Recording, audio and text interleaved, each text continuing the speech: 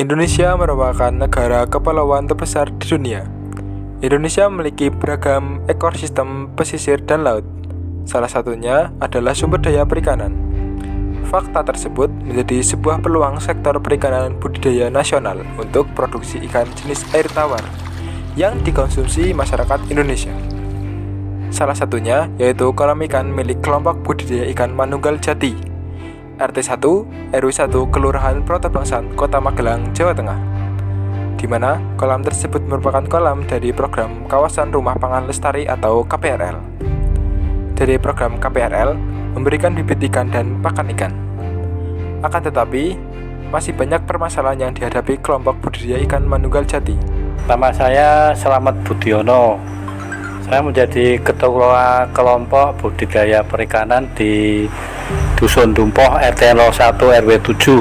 Hasil panenannya sebagian produksinya dijual untuk operasional kelompok, kemudian sebagian dibagikan kepada anggota.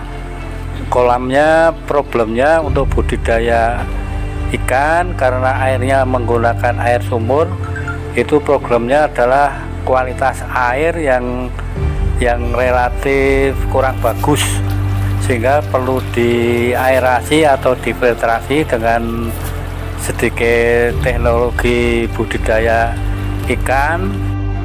Untuk memecahkan permasalahan dari mitra, tim kami membuat alat inovasi filter air kolam dengan otomatisasi monitoring kadar oksigen air dan tingkat pH air pada kolam.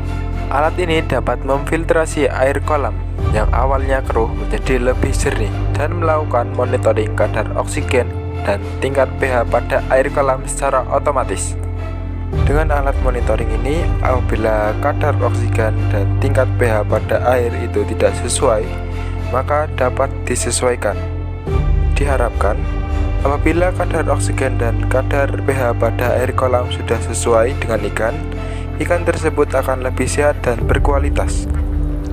Alat inovasi yang akan kami buat menggunakan beberapa komponen, salah satunya microcontroller ESP32, sensor analog dissolved oxygen, sensor analog pH, modul GSM SIM 800L, pompa celup 100 watt, dan trickle box filter kolam ikan 3 layer.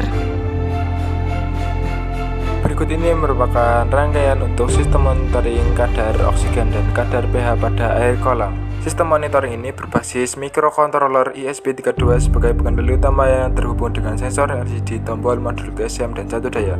Sensor berfungsi untuk mengubah besaran tingkat keasaman dan kadar oksigen terlarut ke dalam besaran tegangan listrik. Sinyal tegangan dari sensor dikonversi ke dalam nilai digital menggunakan ADC yang terhubung dengan ESP kedua.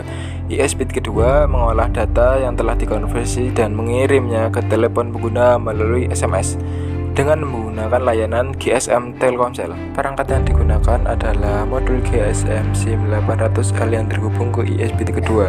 Modul ini dikendalikan oleh ESP kedua melalui AT Komdat yang dikirim melalui antarmuka serial.